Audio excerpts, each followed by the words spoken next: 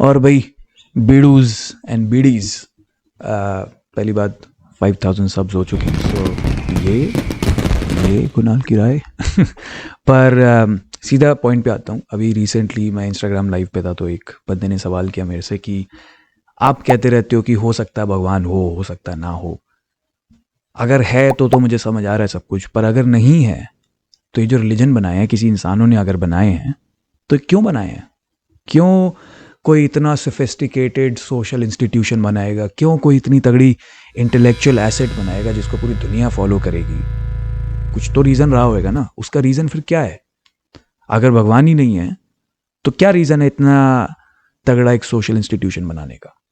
और बात तो सही है, मतलब अराउंड 4200 कुछ रिलीजन है, फिर भी कोई आके आदमी बोले कि मुझे एक और रिलीजन बनाना है, इतनी मेहनत के थ्रू, इतनी जद्दोजहद के थ्रू क्यों कोई जाएगा? राइट?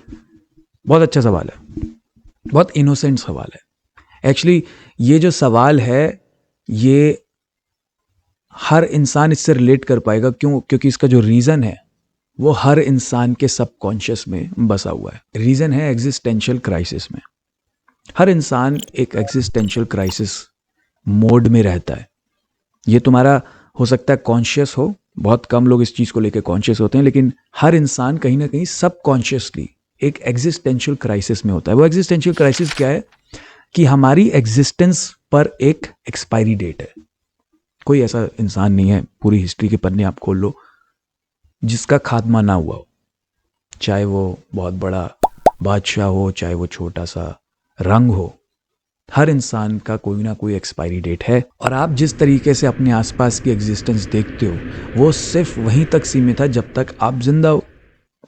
जब आप खत्म हो गए तो आपके लिए सारी एग्जिस्टेंस भी खत्म हो गई। जो मीनिंग आप ढूंढ रहे हो इस पूरी दुनिया में वो वहीं पे खत्म हो जाता है जब आप खत्म हो जाते हो। तो सवाल कहीं ना कहीं एक ये आता है कि अगर ये बात सच है कि मेरे मरने के बाद नथिंग मैटर्स, तो मेरे जिंदा होने पे भी क्यों कुछ मैटर करना चाहिए? राइट? इस एग्जिस्टेंशियल क्राइसिस में जब इंसान आता है तो वो कहीं ना कहीं नाइलिस्ट फील कर सकता है। कहीं ना कहीं वो ऐसा फील कर सकता है कि ज़िंदगी का कोई पर्पस नहीं है, कोई मीनिंग नहीं है। जिन लोगों को वो जानता है उनकी भी एग्जिस्टेंस तब तक ही है जब तक आप एग्जिस्ट करते हो। जो चीज़ों के पीछे वो लगा हुआ है उनकी भी मोटिवेशन तब तक ही सीमित है जब तक आप सीमित हो। तो रीज़न क्या है फिर इस सब का? फिर तो सब कुछ छोड़ के पहाड़ों में चले जाओ। राइट? वही जो अभिषेक उपमन्यु का जोक है कि क्या करूं फिर, मैं जॉब छोड़ दूं क्या? राइट? जो कि बहुत एक अगेन एक बहुत एक फंडामेंटल हमारे एस्पेक्ट को हिट करता है कि अगर कुछ भी जो हम कर रहे हैं उसकी एग्जिस्टेंस, उसका पर्पस नहीं है तो फिर कुछ भी क्यों करें? फिर तो कोई करने का फायदा नहीं है। इस एग्जिस्टेंशियल क्राइसिस को फाइट करने के लिए लोगों ने लेगेसीज बनानी शुरू कर दी। इस एग्जिस्टेंशियल क्राइसिस को फाइट करने के लिए बायोलॉजिकली जो हम लेगेसी बनाते हैं वो है थ्रू आवर ब्लड लाइन। हम बच्चे पैदा करते हैं, कहीं ना कहीं हमारे मरने के बाद हम जानते हैं कि हमारा बच्चा हमारे जेनेटिक मटेरियल को आगे लेके जाएगा, हमारा बच्चा हमारे नाम को आगे लेके जाएगा, हमारा बच्चा हमारे ब्लड लाइन को आगे लेके जाएगा। तो वो कहीं ना कहीं इंसान को एक पर्पस देता है। तो ये आपने देखा होगा, कहीं सारी आपने ऐसी इंस्पिरेशनल स्टोरीज सुनी होंगी कि यू नो कोई आदमी है जो बहुत पियक्कड़ था या फिर ज़िंदगी में कुछ नहीं कर रहा था, कुछ चल नहीं रहा था, लेजी, लथार्जिक, पर जैसे ही उसके घर में बच्चा हुआ एकदम से उसके अंदर एक मोटिवेशन आई, इंस्पिरेशन आई कुछ करने की, और उसने फिर बहुत बड़ी बड़ी जायदाद खड़ी कर दी या फिर जो भी है नाम बना लिया, शोहरत बना ली। क्यों? क्योंकि कहीं ना कहीं अब उसका एग्जिस्टेंशियल क्राइसिस अब कॉम्बैट हो रहा है इस बात से कि भाई उसके मरने तक जिंदगी सीमित नहीं है। उसके मरने के बाद उसका बच्चा उसका जेनेटिक मटेरियल, उसका एसेंस को आगे लेके जाएगा इन्फिनिट तक। फिर उसके बच्चे भी उसके बच्चे करेंगे, उसके बच्चे भी और बच्चे करेंगे, और जनरेशन चलती रहेगी। तो ये एक बायोलॉजिकल तरीका है अपने एग्जिस्टेंशियल क्राइसिस को कॉम्बैट करने का। इसी तरीके से फाइनेंशियल एसेट्स भी हैं। आपके मरने के बाद आपकी जायदाद रहेगी, आपकी शोहरत रहेगी, उस पर नाम किसी और का होएगा पर वो चीज़ रहेगी। ये चीज़ भी आपकी लेगेसी बनाता है, आपके मरने के बाद आपकी एग्जिस्टेंस को कहीं ना कहीं कंटिन्यूड रखता है। फिर इसी तरीके से आपके इंटेलेक्चुअल एसेट्स आते हैं, आपकी कही हुई बातें, आपके बनाए हुए आइडियाज़, आपके बनाए हुए थॉट प्रोसेसेस आपके मरने के बाद भी चलेंगे। स्टीव जॉब ने क्या, स्टीव जॉब्स ने एक इंटेलेक्चुअल एसेट बनाया, राइट? उसके मरने के बाद आज भी, अभी भी मैं स्टीव जॉब्स की अगर बात करूं तो आप एकदम से रिलेट करते हो उस बात से। क्यों? वो बंदा तो एग्जिस्ट नहीं करता है, लेकिन उसके इंटेलेक्चुअल एसेट आज भी एग्जिस्ट करते हैं। जिस फोन से मैं रिकॉर्ड कर रहा हूँ, ये उसी का एक इंटेलेक्चुअल एसेट है। और शायद इसीलिए वो इतना ज़्यादा मोटिवेटेड था, इतना ज़्यादा इंस्पायर्ड था, उसकी ज़िंदगी में पर्पस था, क्योंकि उसको पता था कि मेरे मरने के बाद भी ये चीज़ रहेगी, तो वो उस चीज़ को पुश कर लेता था। अगर उसको पता होता उसके मरने के तक ही सीमित है जब जो भी वो कर रहा है, तो वो क्यों बनाता कोई ऐसी चीज़? कहीं ना कहीं उसकी एग्जिस्टेंस, उसकी एसेंस उसके मरने के बाद भी जिंदा रहे, इस चक्कर में मोटिवेटेड था। इस चक्कर में हर एक इंसान, मैंने बताया आपको, हर एक एरिया में आपकी लाइफ में आप कहीं ना कहीं कोई एक ऐसी मोटिवेशन ढूंढ सकते हो जो आपको आउटलिव करे, जो आपके मरने के बाद भी जिंदा रहे। ऐसी जो भी चीज़ आपकी ज़िंदगी में आएगी वो आपको एक पर्पस देगी, ऐसा जो आपको पुश कर सकता है। अब आते हैं रिलीजन की बात पे कि क्यों किसी ने इतना तगड़ा रिलीजन बनाया। सेम आंसर, रिलीजन भी एक इंटेलेक्चुअल एसेट है। रिलीजन को मैं हाथ में पकड़ के दिखा तो नहीं ना सकता हूँ, वो सिर्फ हमारे थॉट प्रोसेस में चलता है। थ्रू जनरेशंस हम एक दूसरे को वर्ड ऑफ माउथ के थ्रू रिलीजन आगे ट्रांसफर कर सकते हैं। सो जो भी ऑथर होएगा इन सब रिलीजन्स का, कहीं ना कहीं I would say he, I don't think it was a she, but let's say he or she or other, maybe he was a non-binary, was motivated, was inspired to create something that outlived the author. तभी तो ये हजारों साल पुराने religion, और जितना पुराना religion हो जाए उतना ज़्यादा ऑथेंटिक माना जाता है, क्योंकि अगर वो इतना टाइम तक टिक चुका है तो हो सकता है उसमें कोई बात हो सकता है उसमें कोई सच्चाई हो। और इसी वजह से जितने भी रिलीजियस लीडर्स हैं वो इस बात की हमेशा दलील देते हैं कि हमारा रिलीजन बहुत पुराना है, हमारा रिलीजन बहुत पुराना है। अब लॉजिकली इस बात का कोई सेंस नहीं बनता।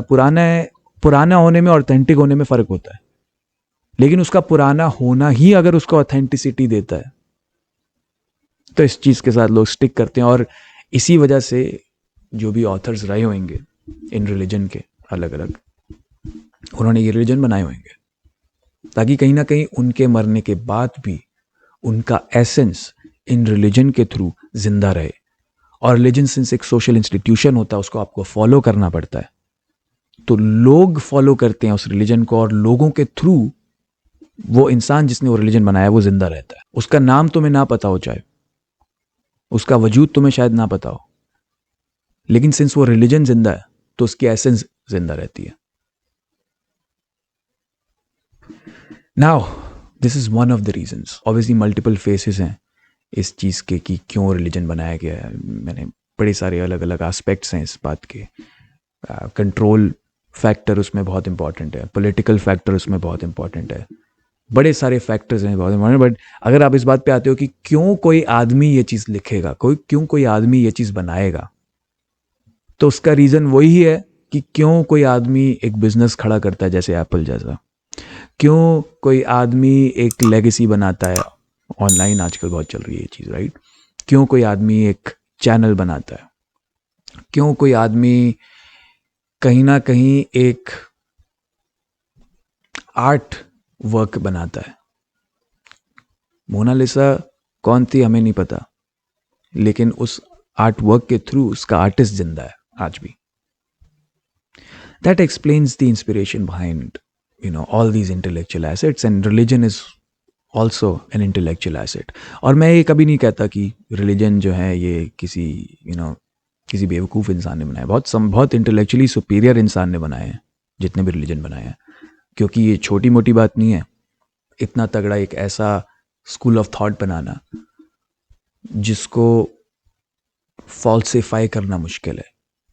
सबसे बड़ी बात रिलीजन की यही है, सबसे बड़ा आइडिया यही है, जो कॉन्सेप्ट ऑफ गॉड है इन मोस्ट रिलीजन्स, चाहे वो इब्राहिमिक हो चाहे ना हो, कि God is not bound by the aspect of time, matter और स्पेस। और सिंस इंसान are bound by time, matter and space, so इंसान एसेंशियली कभी फॉल्सिफाई नहीं कर पाते हैं आइडिया ऑफ गॉड को। प्रूव करना तो बात की बात है।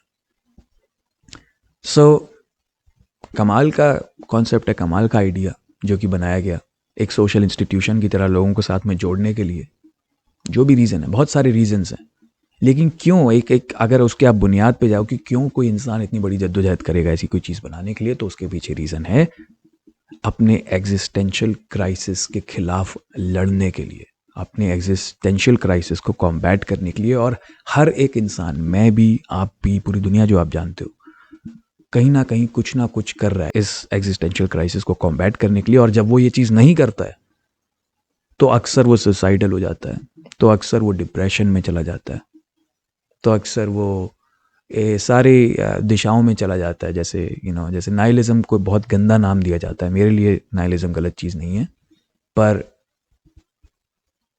आई stay conscious of my existential crisis, I stay conscious of all of these facts about our own existence, जिसकी वजह से मैं अपनी लाइफ में अलग तरीके से पर्पस देखता हूँ। मैं अपनी लाइफ में रिलीजन या भगवान के थ्रू पर्पस नहीं ढूंढता, मैं बेसिकली बिना पर्पस के भी साइकोलॉजिकली हेल्दी रहने का तरीका ढूंढ चुका हूँ अपनी ज़िंदगी में। तो मुझे अब इस चीज़ की ज़रूरत नहीं है, एक ऐसा पर्पस की ज़रूरत नहीं है जो सुपीरियर हो या फिर जो सुप्रीम हो सकता है आगे जाके ये चेंज हो जाए, क्योंकि जैसे कि मैंने बोला, मैं अभी भी एग्नोस्टिक हूँ। I don't know if God exists और not, may be it does, right, but that's where I will and.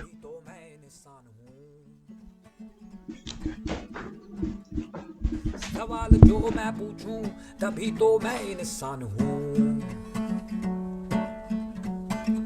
दुनिया को मैं जवाब दूं तभी तो मैं भगवान हूँ।